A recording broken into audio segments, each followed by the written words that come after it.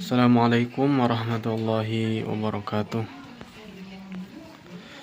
Pada kesempatan ini, saya Fazril Fathurrahman Abdul Latif dengan NIM 2432011014 akan menjelaskan mengenai pengadilan hak asasi manusia atau pengadilan HAM. Penjelasan ini bertujuan untuk memenuhi tugas UAS mata kuliah Hukum dan HAM. Hak asasi manusia atau HAM merupakan hak dasar yang melekat pada setiap manusia sejak lahir. Hak tersebut tidak dapat dicabut oleh siapapun dan wajib dihormati, dilindungi, serta dipenuhi oleh negara. Namun dalam kenyataannya masih terdapat berbagai pelanggaran HAM, baik yang dilakukan oleh individu, kelompok, maupun aparat negara. Oleh karena itu, diperlukan suatu lembaga peradilan khusus yang mampu mengadili pelanggaran HAM, entah itu pelanggaran HAM berat, secara adil dan profesional. Pengadilan HAM di Indonesia dibentuk berdasarkan Undang-Undang Nomor 26 Tahun 2000 tentang Pengadilan Hak Asasi Manusia. Pembentukan pengadilan ini merupakan salah satu bentuk komitmen Indonesia dalam menegakkan keadilan serta memenuhi prinsip-prinsip perlindungan HAM yang diakui secara nasional maupun internasional. Tujuan utama pengadilan HAM adalah memeriksa, mengadili, dan memutus perkara yang berkaitan dengan pelanggaran HAM berat. Dengan adanya pengadilan ini, diharapkan para pelaku dapat dimintai pertanggungjawaban secara hukum. Korban memperoleh keadilan dan masyarakat mendapatkan kepastian hukum. Perlu dipahami bahwa pengadilan HAM hanya menangani pelanggaran HAM berat, bukan seluruh pelanggaran HAM. Menurut Undang-Undang Nomor 26 Tahun 2000, terdapat dua jenis pelanggaran HAM berat yang menjadi kewenangan pengadilan HAM. Yang pertama adalah kejahatan genosida. Genosida merupakan perbuatan yang dilakukan dengan maksud menghancurkan atau memusnahkan seluruh atau sebagian kelompok bangsa, ras, etnis, maupun agama tertentu. Genosida juga adalah kejahatan tertinggi menurut Statuta Roma. Tindakan tersebut dapat berupa pembunuhan anggota kelompok, menyebabkan penderitaan fisik atau mental yang berat, hingga menciptakan kondisi yang mengakibatkan musnahnya kelompok tersebut. Kemudian yang kedua, setelah genosida, yaitu yang kedua adalah kejahatan terhadap kemanusiaan. Berarti dua ini termasuk dari 4 kejahatan tertinggi menurut Statuta Roma. Kejahatan terhadap kemanusiaan. Kejahatan ini merupakan serangan yang meluas atau sistematis terhadap penduduk sipil. Bentuknya dapat berupa pembunuhan, penyiksaan, perbudakan, maupun tindakan tidak manusiawi lainnya yang mengakibatkan penderitaan berat. Pengadilan HAM memiliki kewenangan yang berbeda dengan pengadilan pidana biasa. Pengadilan ini hanya mengadili pelaku pelanggaran HAM berat, sebagaimana diatur dalam undang-undang.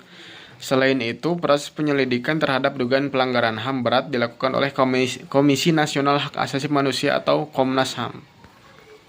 Setelah penyelidikan selesai dan ditemukan bukti yang cukup, hasilnya diserahkan kepada Jaksa Agung untuk melakukan penyidikan dan penuntutan di pengadilan HAM. Di Indonesia terdapat 2 bentuk pengadilan HAM, yaitu pengadilan HAM permanen dan pengadilan HAM ad hoc. Pengadilan HAM permanen dibentuk di lingkungan peradilan umum dan berwenang mengadili pelanggaran HAM berat yang terjadi setelah berlakunya Undang-Undang Nomor 26 Tahun 2000. Sedangkan pengadilan HAM ad hoc dibentuk secara khusus melalui keputusan Presiden atas usul Dewan Perwakilan Rakyat atau DPR. Pengadilan ini bertugas mengadili pelanggaran HAM berat yang terjadi sebelum Undang-Undang Nomor 26 Tahun 2000 berlaku. Beberapa kasus yang pernah diperiksa melalui mekanisme pengadilan HAM di Indonesia, yaitu kasus pelanggaran HAM berat di Timur Timur tahun 99 dan kasus Tanjung Priuk tahun 84. Meskipun demikian, penegakan hukum terhadap pelanggaran HAM berat di Indonesia masih menghadapi berbagai tantangan. Beberapa kasus belum dapat diselesaikan secara tuntas karena adanya kendala pembuktian saksi terbatas, persoalan politik maupun perbedaan pandangan dalam proses penegakan hukum. Nah, selain memberikan hukuman kepada pelaku, pengadilan HAM juga memiliki peran penting dalam memberikan perlindungan terhadap korban. Korban berhak memperoleh kompensasi, restitusi maupun rehabilitasi sesuai dengan ketentuan peraturan perundang-undangan. Nah, hal ini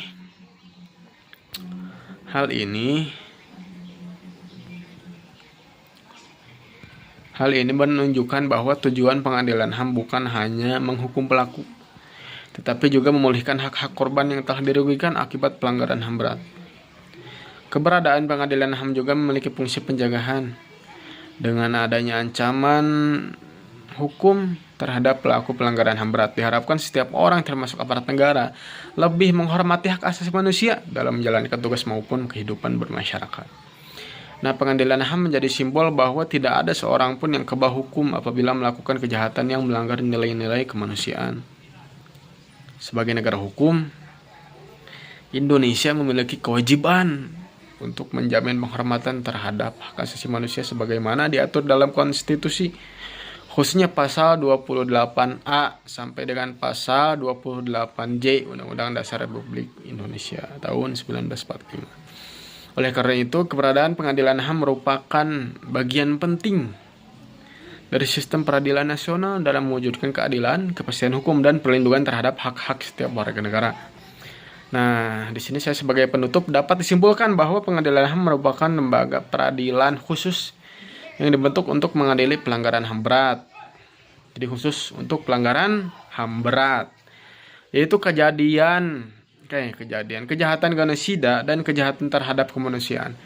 Dasar hukumnya ada yaitu Undang-Undang Nomor 26 Tahun 2000. Pengadilan HAM berperan penting dalam menegakkan keadilan, memberikan perlindungan kepada korban, serta memastikan bahwa setiap pelaku pelanggaran HAM berat dapat dimintai pertanggungjawaban sesuai dengan hukum yang berlaku, sebagaimana asas legalitas. Nah, demikian penjelasan mengenai pengadilan HAM di Indonesia. Semoga dapat menambah pemahaman kita yang mendengarkan sekaligus yang menyimak mengenai pentingnya penegakan hak asasi manusia dalam kehidupan berbangsa dan bernegara. Terima kasih. Kurang lebihnya mohon maaf. Wabillahi taufiq wal hidayah. Wassalamualaikum warahmatullahi wabarakatuh.